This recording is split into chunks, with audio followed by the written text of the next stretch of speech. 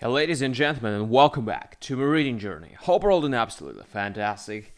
And today we're going to continue as usual with Seneca's letter from Stoic, moral letters to Lucilius.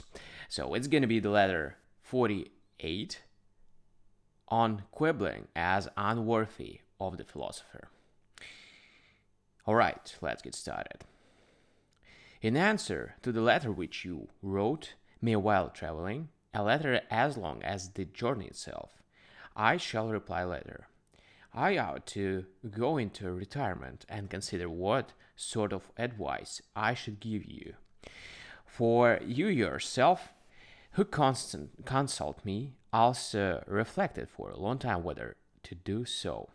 How much more, then, should I myself reflect, since more deliberation is necessary in settling than in propounding a problem. And this is particularly true when one thing is advantageous to you and another to me. Am I speaking again in the guise of an Epicurean?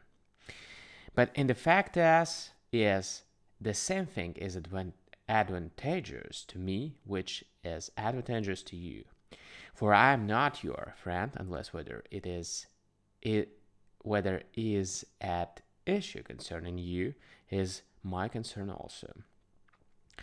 Friendship produces between us a partnership in all our interests.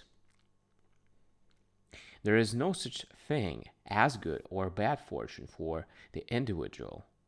We live in common, and no one can live happily who has regard to himself alone and transforms everything into a question of his own utility. You must live for your neighbor if you would live for yourself. The fellowship maintained with scrupulous care, which makes us mingle as men with one fellow man and holds that the human race have certain rights in common, is also of great help in cherishing the more intimate fellowship which is based on friendship, concerning which I began to speak above. For he that has much in common with a fellow man will have all things in common with a friend.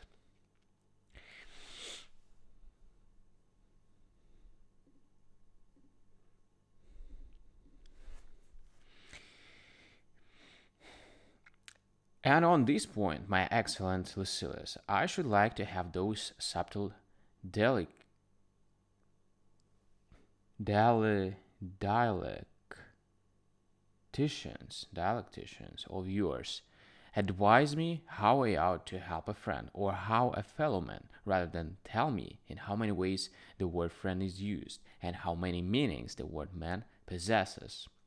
Lo, wisdom and folly are taking opposite sides. Which shall I join? Which party would you have me follow? On that side, man is an equivalent of friend. On the other side, friend is not the equivalent of man. The one wants a friend for his own advantage, the other wants to make himself an advantage to his friend. What you have to offer me is nothing but distortion of words and splitting of syllables. It is clear that unless I can devise some very tricky premises, and by false deductions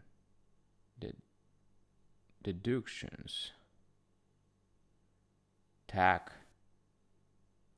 onto them a fallacy which springs from the truth, I shall not be able to distinguish between what is desirable and what is to be avoided.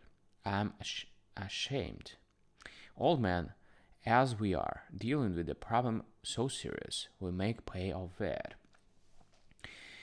Mouse as a syllable. Now the mouse eats cheese. Therefore a syllable eats cheese.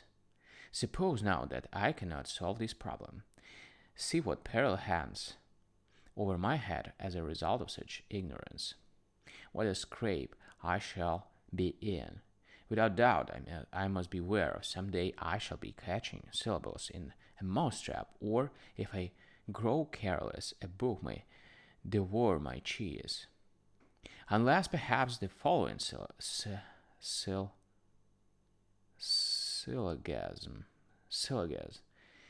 is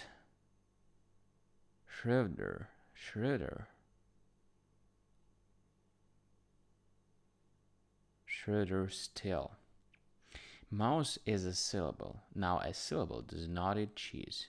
Therefore a mouse does not eat cheese. What childish nonsense. Do we need our brows over this sort of problem? Do we let our birds grow long for this reason? Is this the matter which we teach with sore and pale faces? We do really know that philosophy offers to humanity. Philosophy offers counsel. Death calls away one man, and poverty chafes another. Chafes another. A third is worried either by his neighbor's wealth or by his own. So and so is afraid of bad luck. Another desires to get away from his own good fortune. Some are ill treated by man, others by the gods. Why then do you frame for me such game as these? It is no occasion for jest. You are retained as counsel for unhappy mankind. You have promised to help those in peril by sea, those in captivity, the sick and the needy, and those whose heads are under the poised axe. Whither are you straying? What are you doing? This friend is in whose company you are jesting is in fear. Help him, and take the noose from about his neck. Men are stretching out imploring hands to you on all sides. Lives ruined and in danger of ruin are beginning for some assistance. Men's hopes, man's resources depend upon you. They ask that you deliver them from all their restlessness, that you reveal to them, scattered and wandering as they are, the clear light of truth. Tell them what nature has made necessary and what superfluous. Tell them how simple are the laws that she has laid down, how pleasant and unimpeded life is for those who follow these laws, but how bitter and perplexed it is for those who have put their trust in opinion rather than in nature. I should deem your games of logic to be of some avail in revealing marriage burdens, if you could first show me what part of these burdens they will relieve. What among these games of yours banishes lust, or controls it? Would it I could say that they were merely of no profit. They are positively harmful. I can make it perfectly clear to you whenever you wish that a noble spirit, when involved in such subtleties,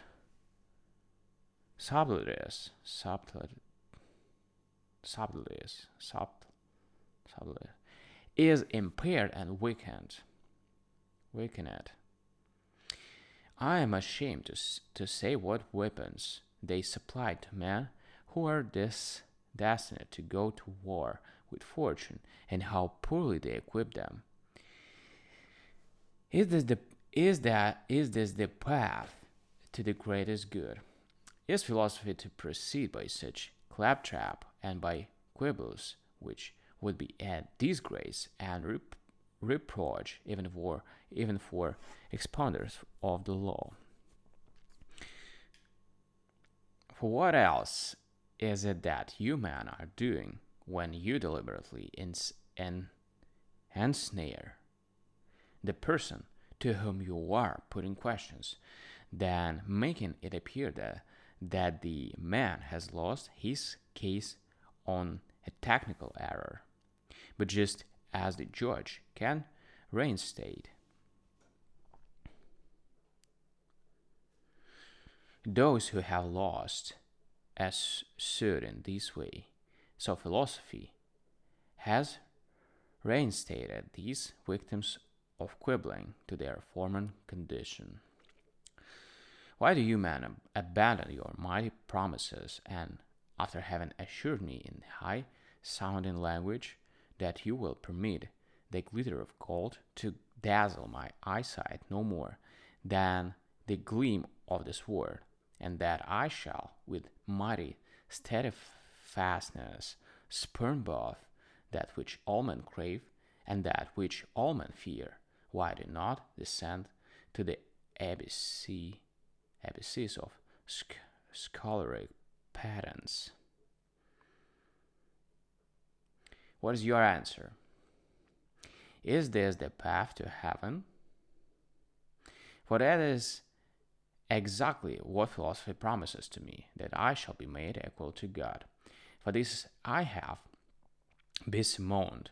For this purpose have I come. Philosophy, keep your promise. Therefore, my dear Lucilius, withdraw yourself as far as possible from these exceptions and objections of so-called philosophers. Frankness and simplicity beseem true godness. Even if there were many years left to you, you would have had to spend them frugally in order to have enough for the necessary things. But as it is, when your time is so scant, what madness it is to learn superfluous things. Farewell.